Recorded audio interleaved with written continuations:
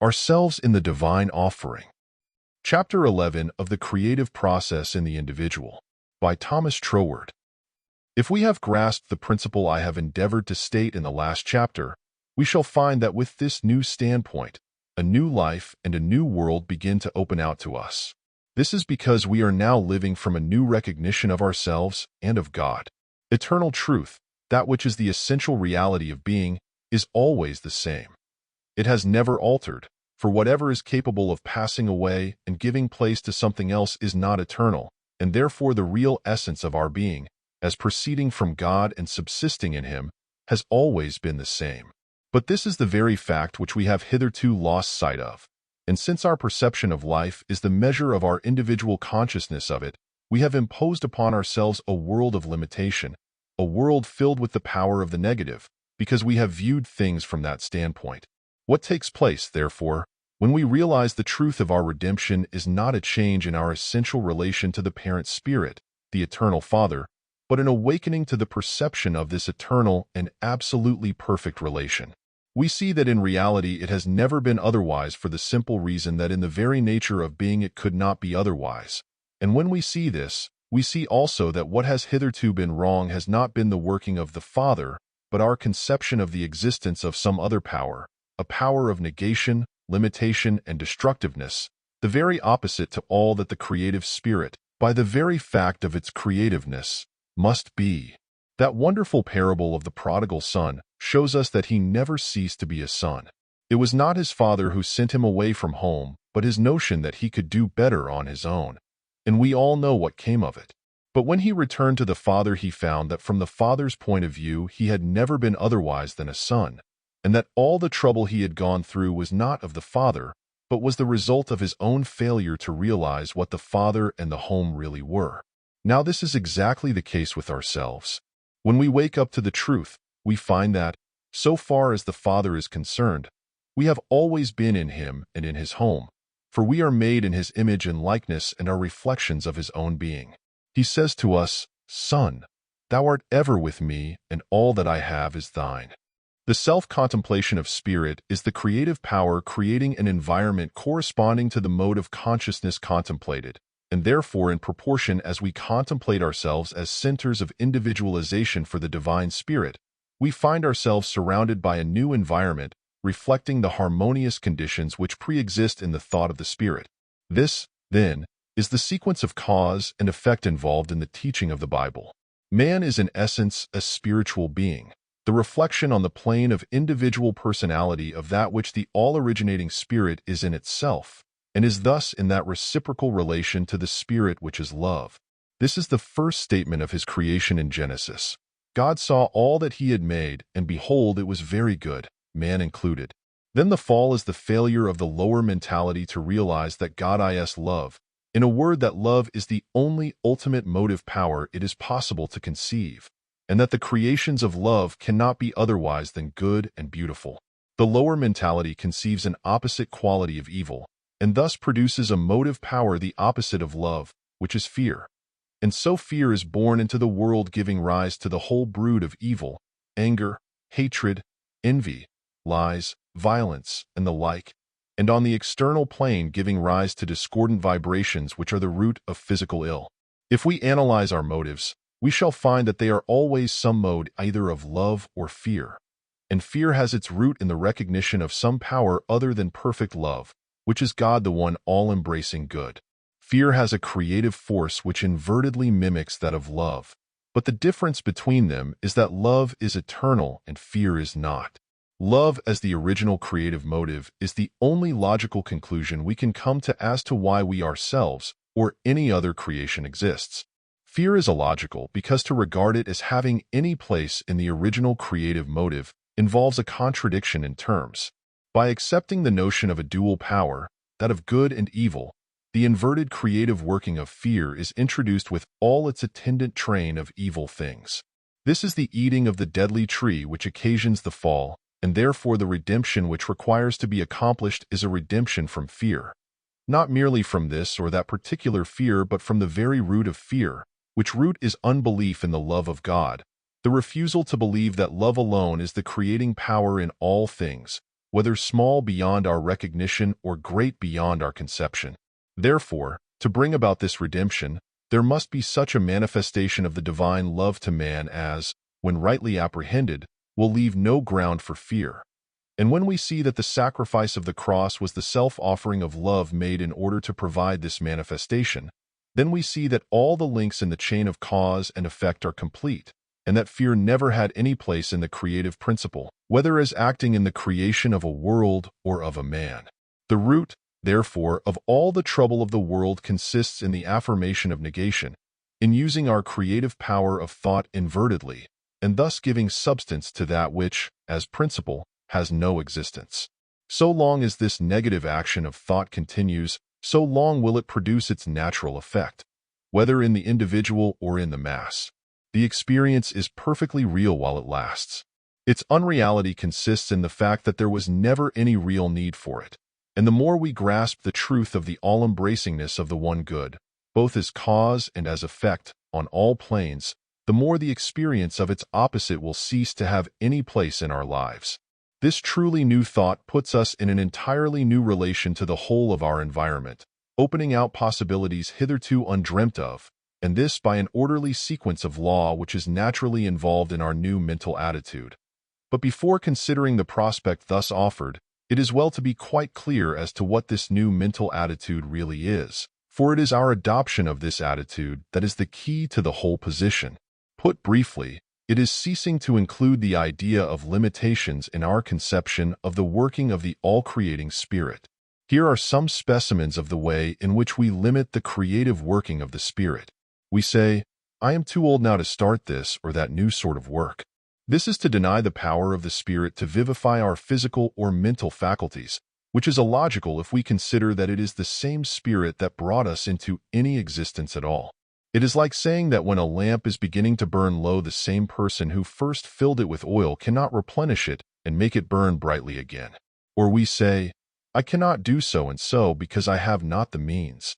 When you were 14, did you know where all the means were coming from which were going to support you till now when you are perhaps 40 or 50?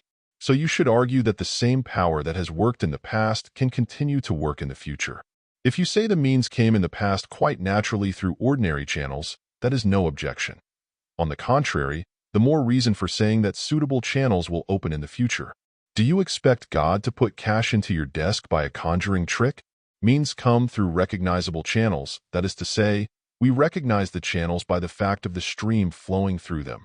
And one of our most common mistakes is in thinking that we ourselves have to fix the particular channel beforehand. We say, in effect, that the Spirit cannot open other channels, and so we stop them up. Or we say, our past experience speaks to the contrary, thus assuming that our past experiences have included all possibilities and have exhausted the laws of the universe, an assumption which is negatived by every fresh discovery, even in physical science. And so we go on limiting the power of the Spirit in 100 different ways. But careful consideration will show that, though the modes in which we limit it are as numerous as the circumstances with which we have to deal, the thing with which we limit it is always the same. It is by the introduction of our own personality. This may appear at first a direct contradiction of all that I have said about the necessity for the personal factor, but it is not. Here is a paradox. To open out into manifestation the wonderful possibilities hidden in the creative power of the universe, we require to do two things: to see that we ourselves are necessary as centers for focusing that power, and at the same time to withdraw the thought of ourselves as contributing anything to its efficiency. It is not I that work, but the power. Yet the power needs me because it cannot specialize itself without me. In a word, each is the complementary of the other, and the higher the degree of specialization is to be, the more necessary is the intelligent and willing cooperation of the individual. This is the scriptural paradox that the Son can do nothing of himself, and yet we are told to be fellow workers with God. It ceases to be a paradox, however, when we realize the relation between the two factors concerned, God and man. Our mistake is in not discriminating between their respective functions and putting man in the place of God. In our everyday life, we do this by measuring the power of God by our past experiences and the deductions we draw from them. But there is another way of putting man in the place of God, and that is by the misconception that the all-originating spirit is merely a cosmic force without intelligence, and that man has to originate the intelligence without which no specific purpose can be conceived. This latter is the error of much of the present-day philosophy and has to be specially guarded against.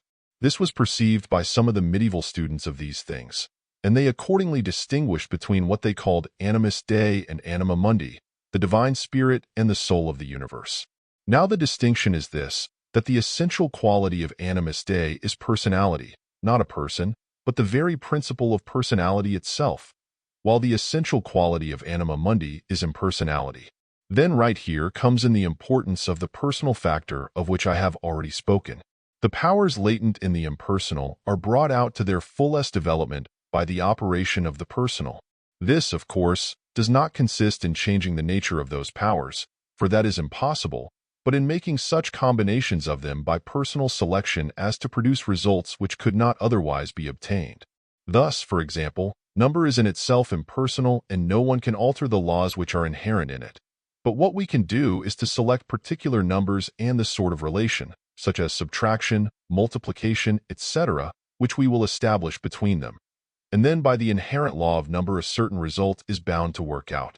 Now our own essential quality is the consciousness of personality, and as we grow into the recognition of the fact that the impersonal is, as it were, crying out for the operation upon it of the personal in order to bring its latent powers into working, we shall see how limitless is the field that thus opens before us. The prospect is wonderful beyond our present conception, and full of increasing glory if we realize the true foundation on which it rests. But herein lies the danger.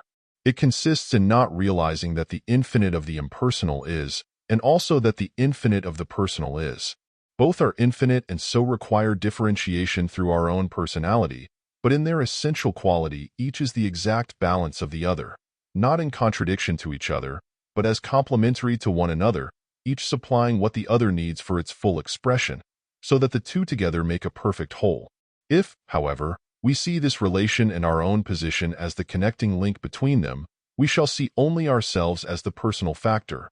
But the more we realize, both by theory and experience, the power of human personality brought into contact with the impersonal soul of nature, and employed with a knowledge of its power and a corresponding exercise of the will, the less we shall be inclined to regard ourselves as the supreme factor in the chain of cause and effect.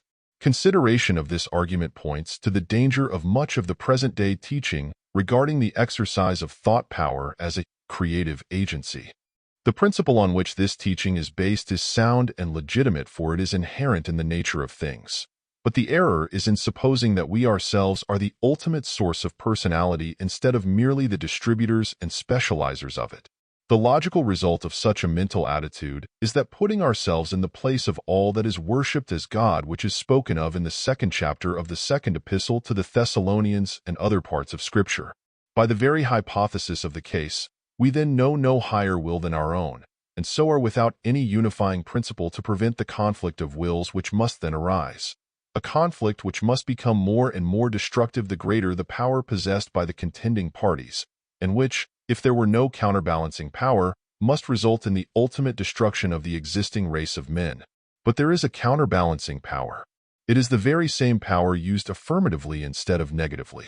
It is the power of the personal with the impersonal when used under the guidance of that unifying principle which the recognition of the oneness of the personal quality in the divine spirit supplies. Those who are using the creative power of thought only from the standpoint of individual personality have obviously less power than those who are using it from the standpoint of the personality inherent in the living spirit, which is the source and fountain of all energy and substance, and therefore in the end the victory must remain with these latter. And because the power by which they conquer is that of the unifying personality itself, their victory must result in the establishment of peace and happiness throughout the world, and is not a power of domination but of helpfulness and enlightenment. The choice is between these two mottos, each for himself and devil take the hindmost, or God for us all. In proportion, therefore, as we realize the immense forces dormant in the impersonal soul of nature, only awaiting the introduction of the personal factor to wake them up into activity and direct them to specific purposes, the wider we shall find the scope of the powers within the reach of man, And the more clearly we perceive the impersonalness of the very principle of personality itself, the clearer our own proper position as affording the differentiating medium between these two infinitudes will become to us. The impersonalness of the principle of personality looks like a contradiction in terms, but it is not. I combine these two seemingly contradictory terms as the best way to convey to the reader the idea of the essential quality of personality, not yet differentiated into individual centers of consciousness for the doing of particular work. Looked at in this way, the infinite of personality must have unity of purpose for its foundation, for otherwise, it would consist of conflicting personalities, in which case we have not yet reached the one all-originating cause. Or to put it in another way, an infinite personality divided against itself would be an infinite insanity, a creator of a cosmic bedlam which, as a scientific fact, would be impossible of existence. Therefore, the conception of an infinite of personality necessarily implies a perpetual unity of purpose, and for the same reason, this purpose can only be the fuller and fuller expression of an infinite unity of consciousness. And unity of consciousness necessarily implies the entire absence of all that would impair it, and therefore its expression can only be as universal harmony.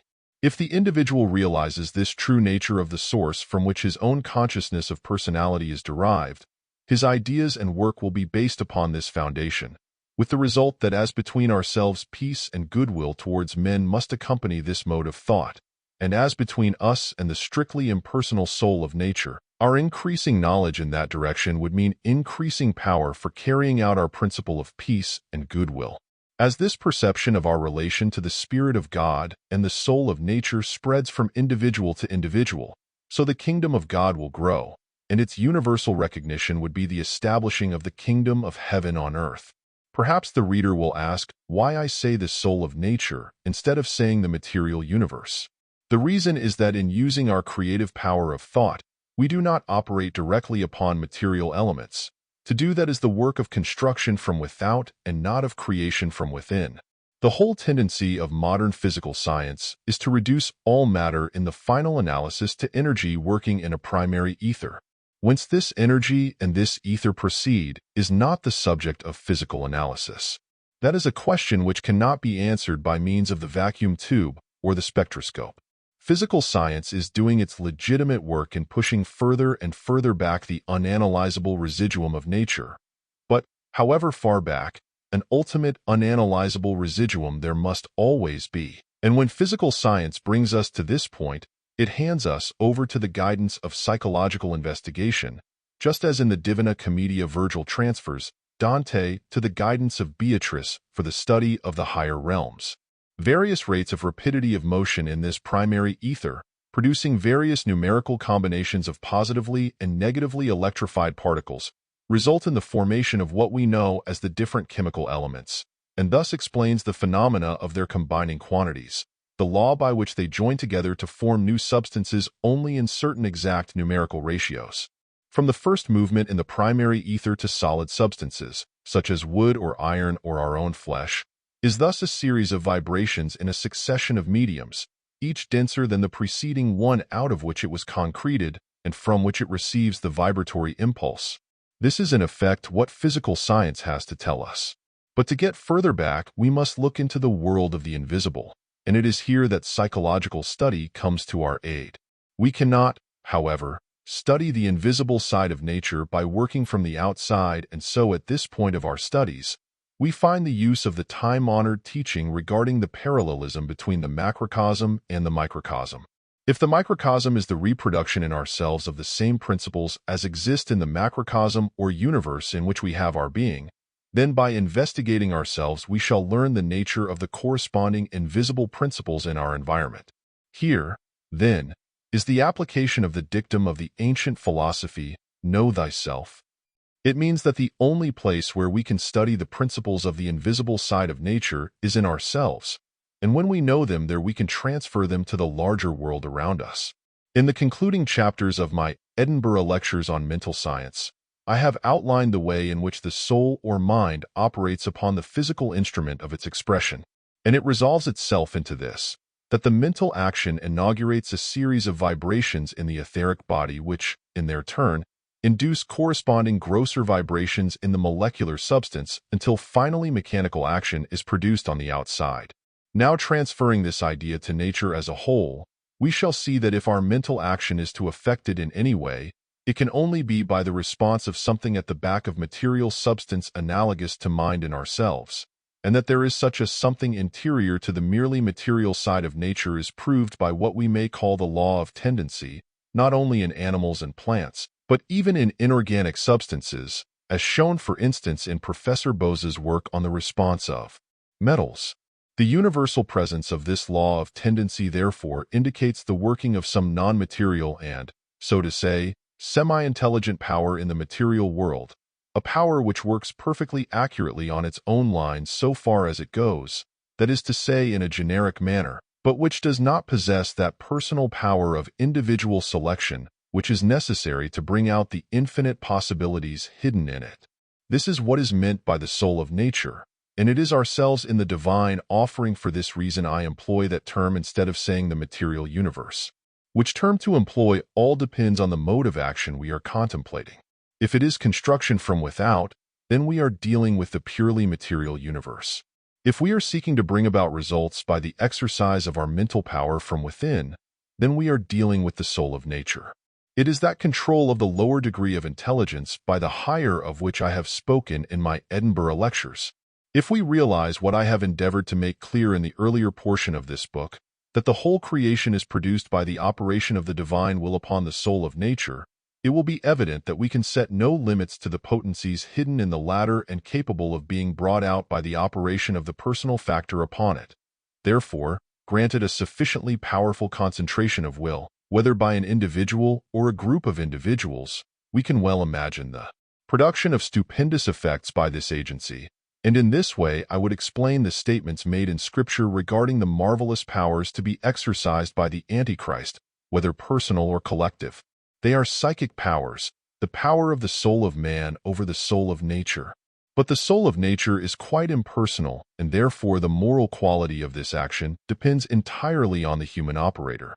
This is the point of the Master's teaching regarding the destruction of the fig tree, and it is on this account he adds the warning as to the necessity for clearing our heart of any injurious feeling against others whenever we attempt to make use of this power. Mark 11 verses 20-26. According to his teaching, then, this power of controlling the soul of nature by the addition of our own personal factor, however little we may be able to recognize it as yet, actually exists. Its employment depends on our perception of the inner principles common to both, and it is for this reason the ancient wisdom was summed up in the aphorism, "Know thyself." No doubt it is a wonderful knowledge, but on analysis it will be found to be perfectly natural. It is the knowledge of the cryptic forces of nature.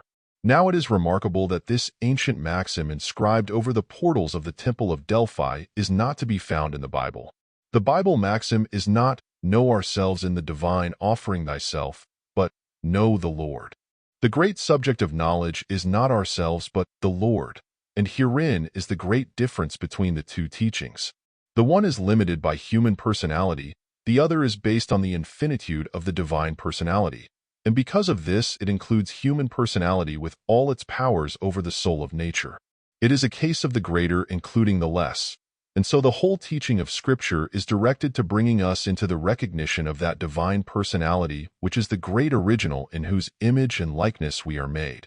In proportion as we grow into the recognition of this, our own personality will explain, and the creative power of our thought will cease to work invertedly until, at last, it will work only on the same principles of life, love, and liberty as the divine mind, and so all evil will disappear from our world. We shall not, as some systems teach, be absorbed into deity to the extinction of our individual consciousness, but on the contrary our individual consciousness will continually expand, which is what St. Paul means when he speaks of our increasing with the increase of God, the continual expanding of the divine element within us. But this can only take place by our recognition of ourselves as receivers of this divine element. It is receiving into ourselves of the divine personality, a result not to be reached through human reasoning. We reason from premises which we have assumed, and the conclusion is already involved in the premises and can never extend beyond them. But we can only select our premises from among things that we know by experience, whether mental or physical, and accordingly our reasoning is always merely a new placing of the old things. But the receiving of the divine personality into ourselves is an entirely new thing, and so cannot be reached by reasoning from old things.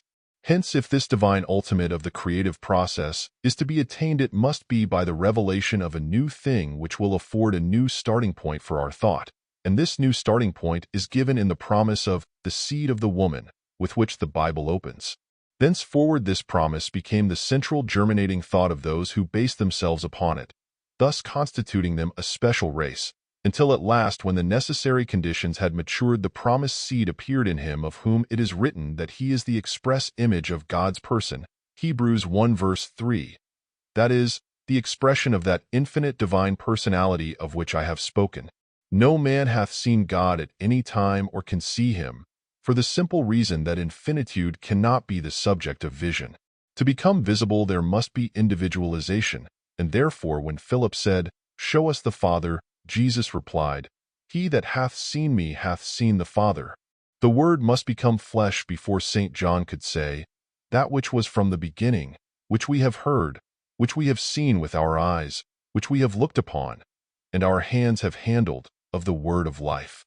This is the new starting point for the true new thought, the new Adam of the new race, each of whom is a new center for the working of the divine Spirit.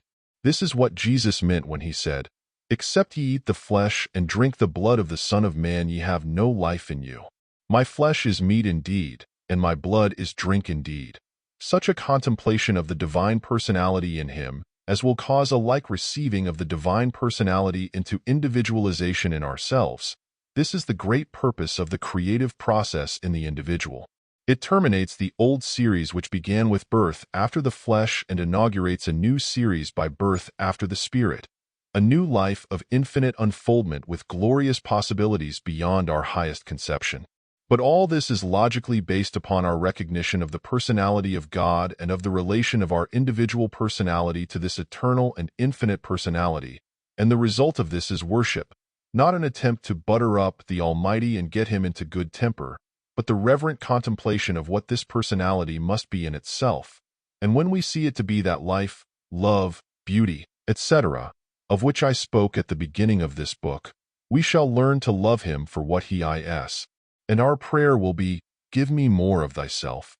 If we realize the great truth that the kingdom of heaven is within us, that it is the kingdom of the innermost of our own being and of all creation, and if we realize that this innermost is the place of the originating power where time and space do not exist and therefore antecedent to all conditions, then we shall see the true meaning of worship. It is the perception of the innermost spirit as eternally subsisting independently of all conditioned manifestation, so that in the true worship our consciousness is removed from the outer sphere of existence to the innermost center of unconditioned being. There we find the eternal being of God pure and simple, and we stand reverently in this supreme presence, knowing that it is the source of our own being, and wrapped in the contemplation of this, the conditioned is seen to flow out from it. Perceiving this, the conditioned passes out of our consideration, for it is seen not to be the eternal reality. We have reached that level of consciousness where time and space remain no longer. Yet the reverence which the vision of this supreme center of all being cannot fail to inspire is coupled with a sense of feeling quite at home with it. This is because as the center of all being, it is the center of our own being also. It is one with ourselves. It is recognizing itself from our own center of consciousness. So that here we have got back to that self-contemplation of spirit which is the first movement of the creating power. Only now this self-contemplation is the action of the all-originating Spirit upon itself from the center of our own consciousness. So this worship in the temple of the innermost is at once reverent adoration and familiar intercourse.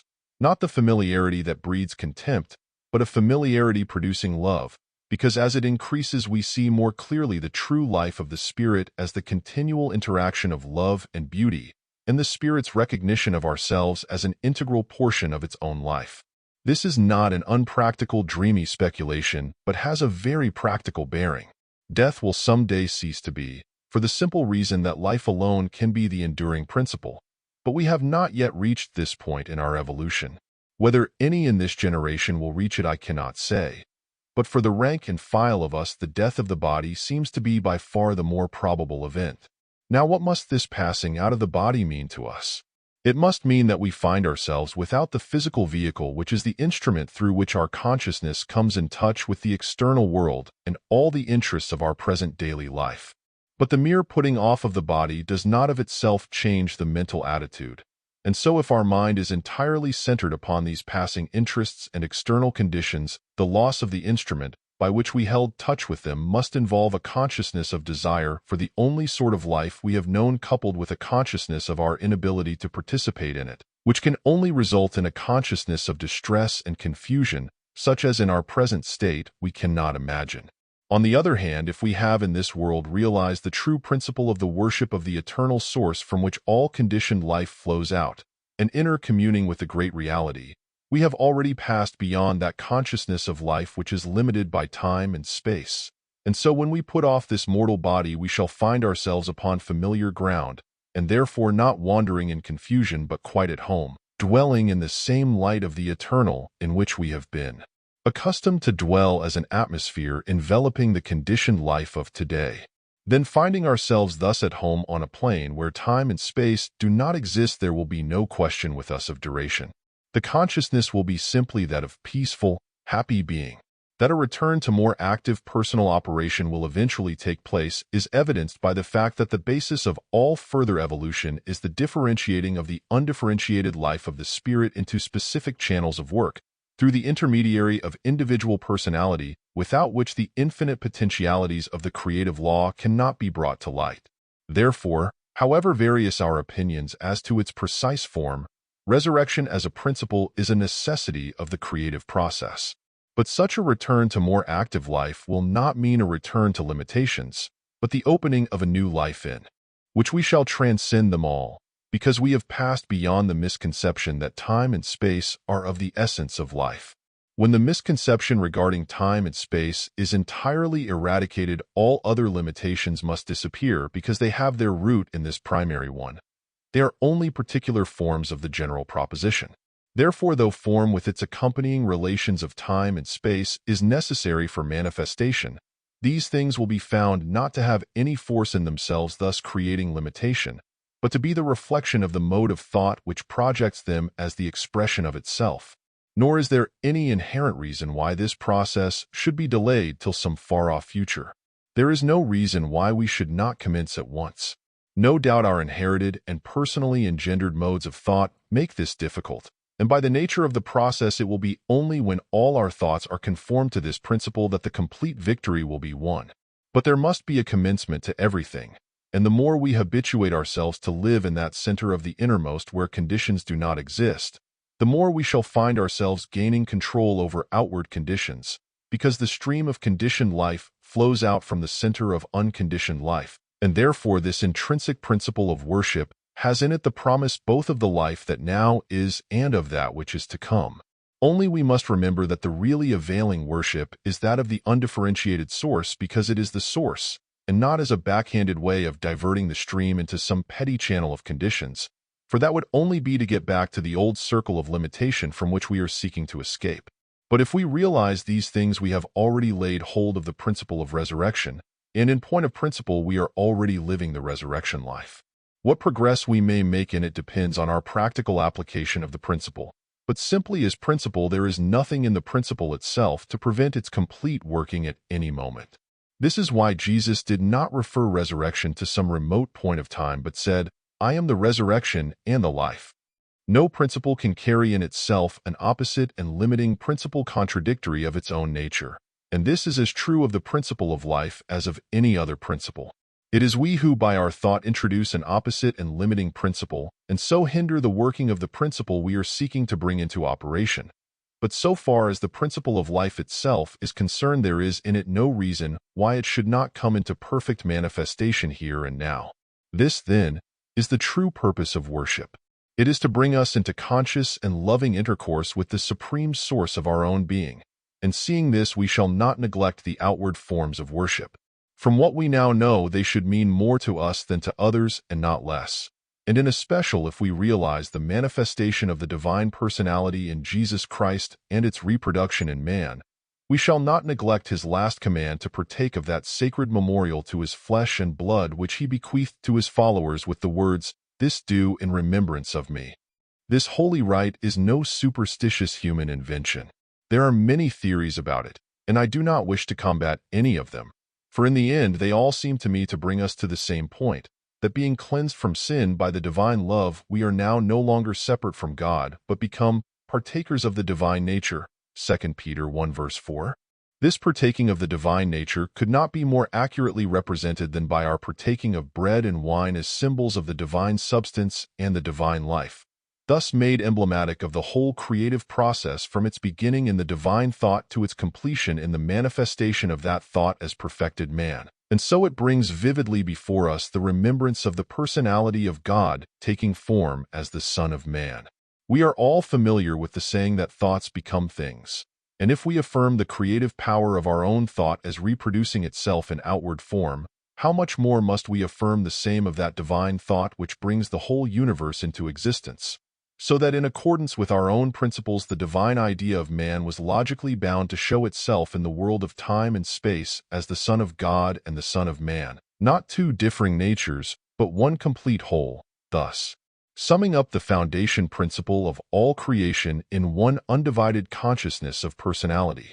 Thus, the Word, or divine thought of man, became flesh, and our partaking of the symbolic elements keeps in our remembrance the supreme truth that this same Word, or thought of God in like manner takes form in ourselves as we open our own thought to receive it.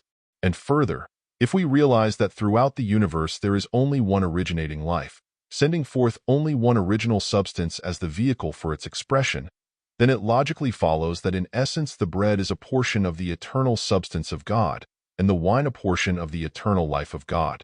For though the wine is of course also a part of the universal substance, we must remember that the universal substance is itself a manifestation of the life of the all-creating Spirit, and therefore this fluid form of the primary substance has been selected as representing the eternal flowing of the life of the Spirit into all creation, culminating in its supreme expression in the consciousness of those who, in the recognition of these truths, seek to bring their heart into union with the divine Spirit.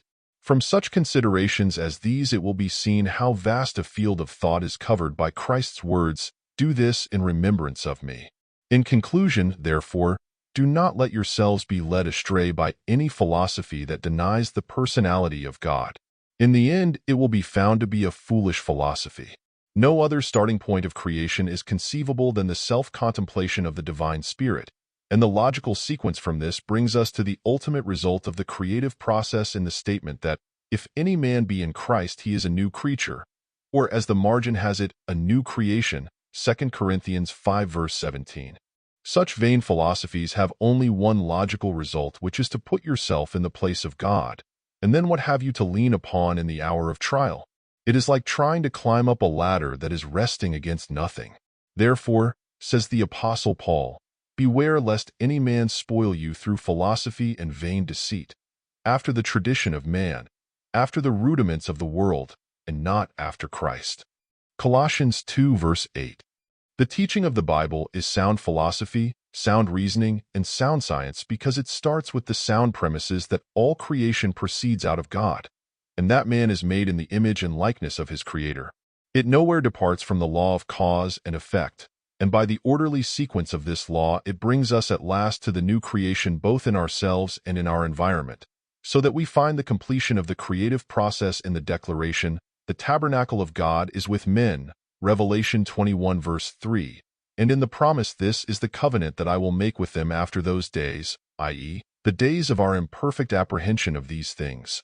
"Saith the Lord, I will dwell in them, and walk in them, and I will be their God, and they shall be my people, and I will put my laws into their hearts, and in their minds will I write them, and their sins and their iniquities will I remember no more." Hebrews 10 verse 16, Corinthians 6 verse 16, Jeremiah 31 verse 33. Truly does Bacon say, "A little philosophy inclineth a man's mind to atheism, but depth in philosophy bringeth men's minds back to religion." End of chapter. End of book.